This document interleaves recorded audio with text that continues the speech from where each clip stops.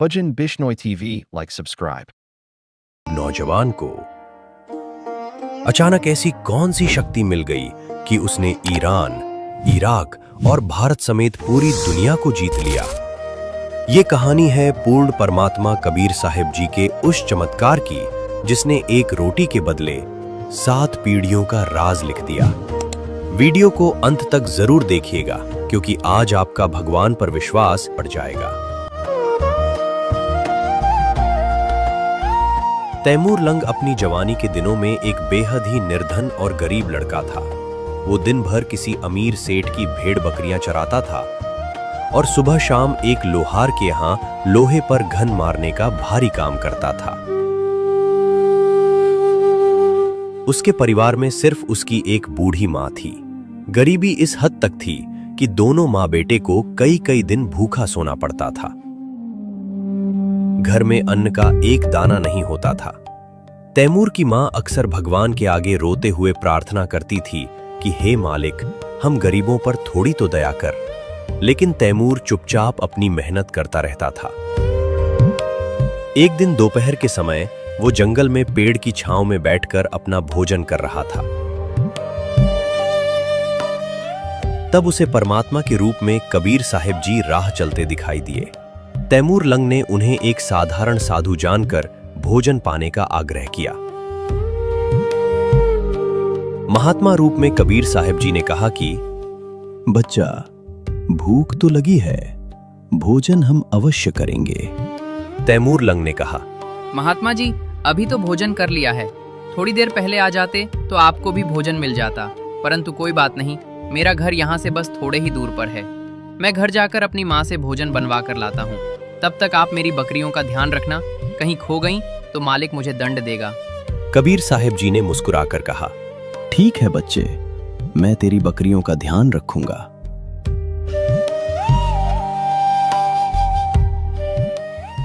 Taimur lung घर गया और अपनी माँ से भोजन बनवाकर वापस लाया।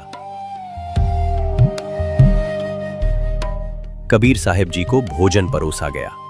जब कबीर साहिब जी भोजन कर रहे थे तो तैमूर लंग की मां ने प्रार्थना की कि महाराज जी, हम बहुत निर्धन हैं, कभी तो खाने को अन्न भी नहीं रहता है।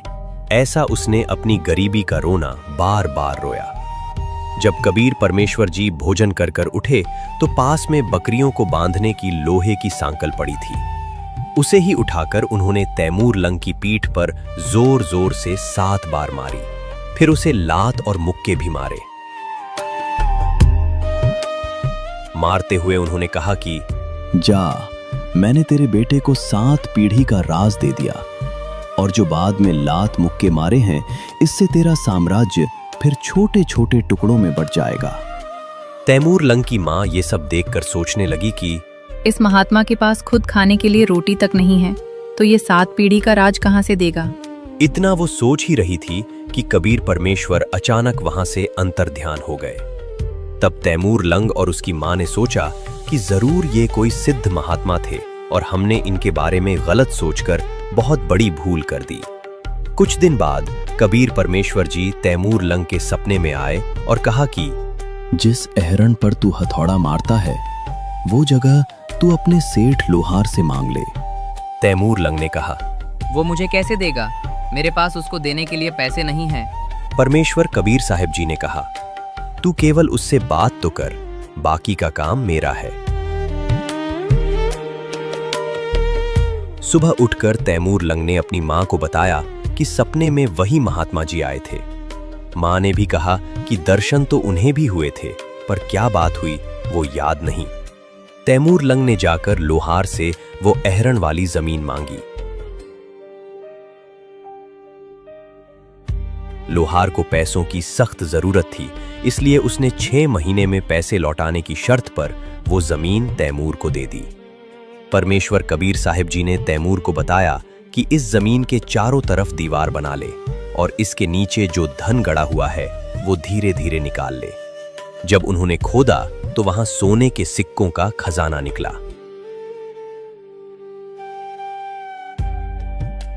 उसी सोने से तैमूर लंग ने पहले कर्जा चुकाया, फिर घोड़े खरीदे और व्यापार करने लगा। गांव के लोग हैरान थे कि ये रातों रात इतना अमीर कैसे हो गया, पर यह सब कबीर परमेश्वर की कृपा थी। एक दिन तैमूर लंग जंगल से जा रहा था। तभी उसने देखा कि राजा के 3 से 4 सैनिक एक गांव की लड़की को जबरदस्ती उठाकर ले जा रहे थे। लड़की ने मदद के लिए आवाज लगाई, रे भाई तैमूर लंग, मुझे बचा ले। तैमूर लंग बिना कुछ सोचे अकेला ही उन सैनिकों से भिड़ गया, लेकिन सैनिकों की संख्या ज्यादा थी। उन्होंने तैमूर को अधमरा करके पटक दिया और लड़की को ले गए। जब तैमूर को होश आया तो उसने ठान लिया कि अब इस राजा को सबक सिखाना ही पड़ेगा। उसने गांव के युवाओं को इकट्ठा किया, उन्हें लड़ना और हथियार बनाना सिखाया और बदले में उस खजाने से उन्हें पैसे देने लगा। देखते ही देखते लाखों युवा उसके साथ जुड़ गए और उसने एक बहुत विशाल फौज बना ली। सही समय देखकर उसने राजा पर हमला बोल दिया। लाखों की सेना देखकर राजा के सेनापति ने आत्मसमर्पण करने की सलाह दी और राजा ने हार मान ली। जब तैमूर लंग उसे मारने गया तो उसे कबीर परमेश्वर की बात याद आ गई कि जीव हिंसा नहीं करना है। उसने राजा को केवल अपना राज्य छोड़कर जाने को कहा और उसकी जान बख्श दी। इसी तरह आगे बढ़ते हुए उसने ईरान, इराक, मध्य एशिया और पश्चिम एशिया जीत लिया। उसने भारत को भी जीता और दिल्ली को अपनी राजधानी बनाई। अपना ये विशाल साम्राज्य वो अपने तीसरे पोते बाबर को देकर चला गया। इतिहास गवाह है कि तैमूर लंग से लेकर औरंगजेब तक उसकी 7 पीढ़ियों बाबर, हुमायूं, अकबर, जहांगीर, शाहजहां, औरंगजेब ने दिल्ली पर राज किया। और बिल्कुल भगवान के लात मुक्के वाले संकेत के अनुसार औरंगजेब के बाद वो साम्राज्य छोटे छोटे टुकड़ों में बट गया और खत्म हो गया। इसीलिए कबीर परमात्मा ने अपनी वाणी में कहा है, रोटी तैमूर लंग को दीनी, ताते 7 बादशाही लीन्ही। पुण्यात्माओं, परमेश्वर कबीर देव जी ने एक रोटी खाकर तैमूर लंग को 7 पीढ़ी का राज दे दिया और दूसरी तरफ श्री कृष्ण जी ने एक मुट्ठी चावल खाकर सुदामा जी का केवल एक मकान बनाया था।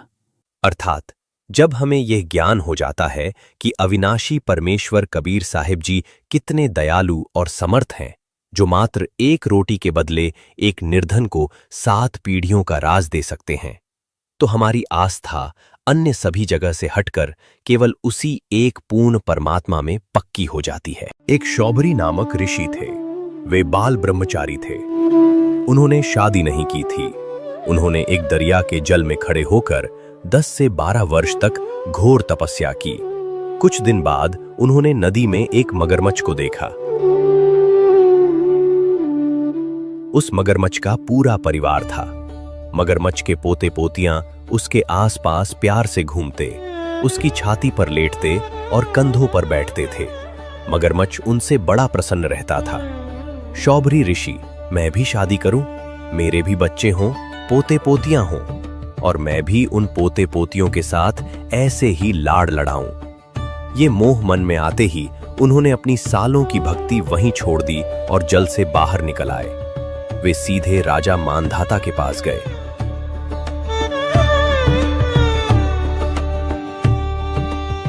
लगातार तपस्या करने की वजह से ऋषि का शरीर बहुत बूढ़ा और हड्डियों का ढांचा बन चुका था। राजाओं को पता था कि ये साधु बड़े तोप का गोला होते हैं, जो मुंह से निकाल देंगे वो वचन पूरा होगा। हे राजन, आप मुझे अपनी एक कन्या दे दो, अपनी एक बेटी की शादी मुझसे कर दो। अब राजा मानधाता की 50 लड़कियां थीं। राजा बड़ी असमंजस में फंस गया। अगर मैं मना करूंगा तो ये मुझे श्राप दे देगा, पर अगर हाँ कर दूं तो मेरी बेटी की जिंदगी इस बूढ़े और बदसूरत साधु के साथ खराब हो जाएगी। ऐसा मूर्ख मैं नहीं बनूंगा।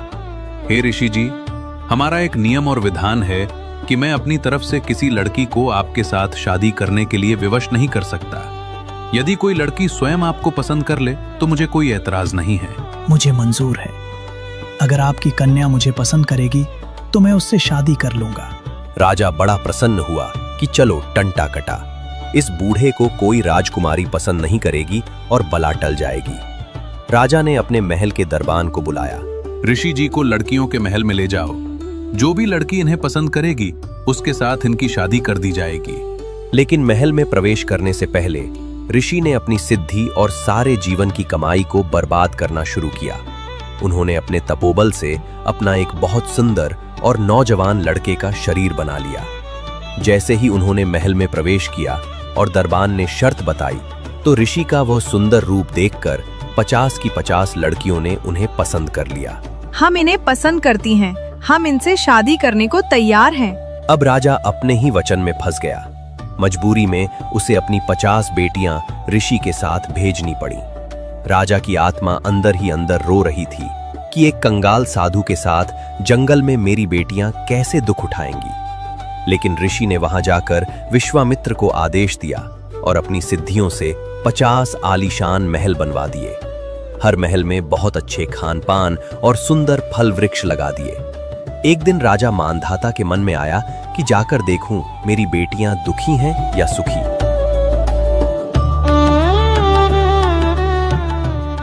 जब राजा वहां पहुंचा तो पूरी 50 मकानों की कॉलोनी देखकर दंग रह गया। अपनी पहली बेटी के महल में जाकर, बेटी, तुम कुशल तो हो? पिताजी, वैसे तो हम बहुत कुशल हैं, यहाँ कोई कमी नहीं है, बस माता पिता की याद आती है। पर मुझे केवल एक ही कष्ट है कि मेरे पति सिर्फ मेरे पास ही रहते हैं, मेरी दूसरी बहनों के पास कभी नहीं जाते। हैरान होकर अपनी दूसरी बेटी के महल में जाकर,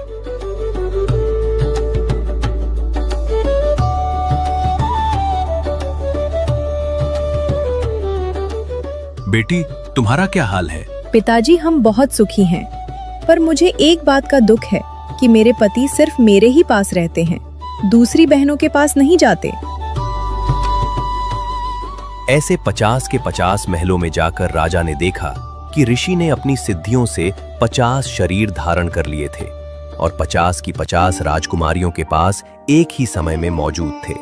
और जब राजा बाहर आया तो देखा कि ऋषि बाहर भी अलग से बैठे हैं। हे ऋषि, आपकी लीला अपरंपार है। राजा के लिए तो वो भगवान हो गए, पर अब ऋषि की पोल खुलती है। धीरे धीरे शौबरी ऋषि के लगभग 150 बच्चे हो गए। अभी कोई 11 साल का लड़का है, कोई 5 साल का। ये बड़े होंगे, फिर इनका ब्याह करूंगा, फिर इनके बच्चे होंगे और मैं उनका इंतजार करूंगा। इस तरह उन्होंने अपना पूरा जीवन मोह माया में खो दिया। उम्र के आखिरी पड़ाव में जब होश आया तो उन्हें भयंकर पछतावा हुआ। बुढ़ापे में रोते और पछताते हुए, हे भगवान, मेरी सारी कमाई बर्बाद हो गई।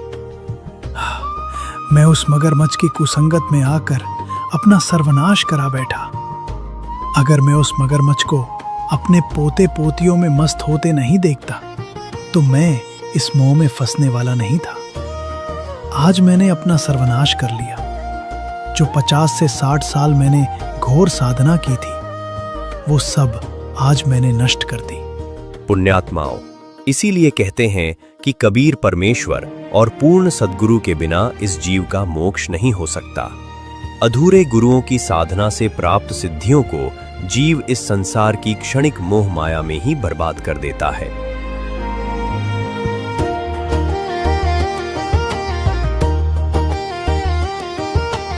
एक ऋषि थे जिन्हें अपनी दिव्य दृष्टि से अपने आने वाले जन्म के बारे में पता चल गया था।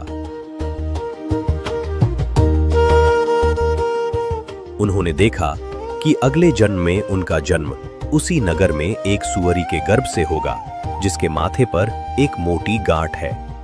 उन्होंने ये भी देखा कि उनके नए जन्म में उनके सिर पर एक बड़ा सा काला निशान होगा।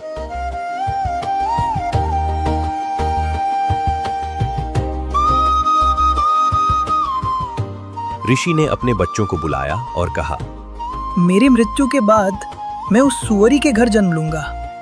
तुम एक काम करना, उस सुअर के बच्चे को खरीद लेना और मुझे उस रूप में मार देना। ऐसा करने से मेरा मोक्ष हो जाएगा और मुझे उस सुअर की बुरी जिंदगी से छुटकारा मिल जाएगा। उनके बच्चों ने वादा किया कि वे बिल्कुल वैसा ही करेंगे। कुछ दिन बाद ऋषि की मृत्यु हो गई और वक्त आने पर उस सुअरी ने बच्चों को जन्म दिया। उनमें से एक बच्चे के सिर पर ठीक वैसा ही काला निशान था।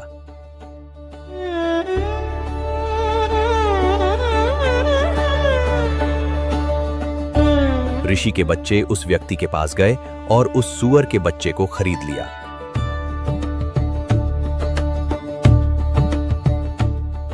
जैसे ही वे अपने पिता को दिए वचन के अनुसार उस बच्चे को मारने लगे, तभी काल ने उस सूअर के बच्चे में चेतना, होश डाल दी। वह सूअर का बच्चा अपने ही बच्चों से बोलने लगा, मुझे मत मारो, मुझे मारने से तुम्हें क्या मिलेगा?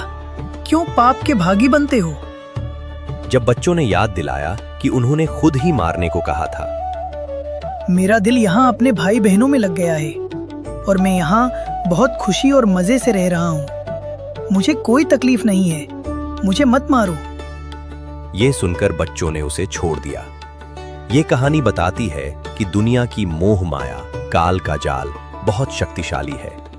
एक महान और ज्ञानी ऋषि भी जब सूअर के शरीर में गया तो वह अपना सारा ज्ञान भूल गया। वह उसी जीवन का आदी हो गया और उसने मोक्ष पाने की अपनी ही इच्छा को ठुकरा दिया। Bhajan Bishnoi TV, like, subscribe. Bhajan Bishnoi TV